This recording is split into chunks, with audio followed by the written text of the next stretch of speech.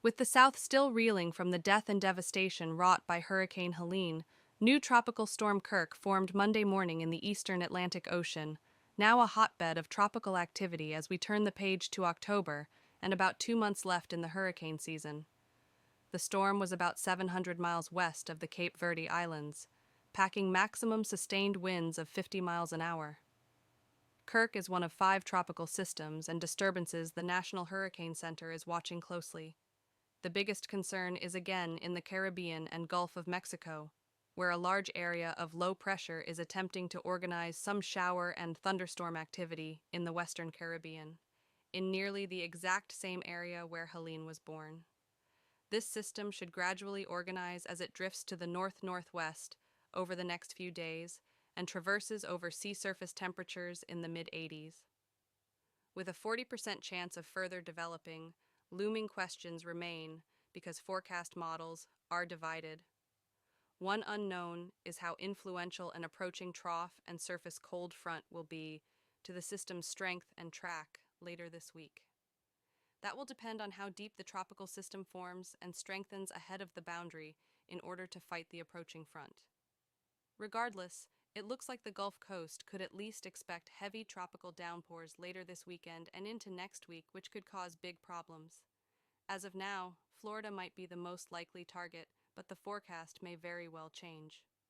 Kirk's ahead of schedule. Kirk, the 11th named storm of the season, is likely to become the 7th hurricane by midweek, a milestone that usually doesn't occur until mid-November, a testament to how exceptionally warm waters have been rapidly fueling tropical systems to reach hurricane status when wind shear is at a minimum. That was the case with Helene, which rapidly intensified 2 times within its life cycle, strengthening at least 35 miles per hour in a 24-hour span. Separately, the 5th and final system is a disturbance that is tailing Kirk shortly off the African coast.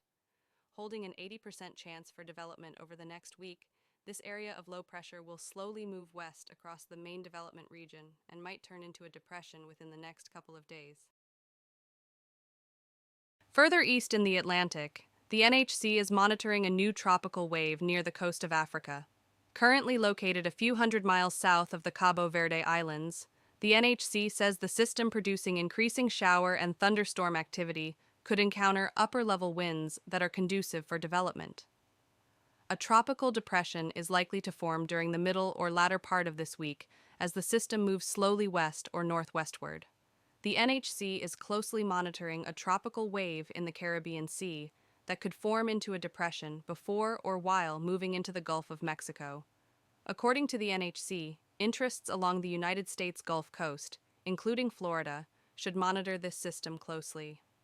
Currently 480 miles north-northwest of the Azores, Isaac officially became post-tropical on Monday, the NHC said. As of 11 a.m., the system has maximum sustained winds of 60 miles per hour and a minimum central pressure of 983 millibars. Officials say slow weakening is forecast as the systems stay out at sea. The only impacts the National Hurricane Center is monitoring is life-threatening surf and rip currents in the Azores. The NHC has finished issuing advisories on Isaac.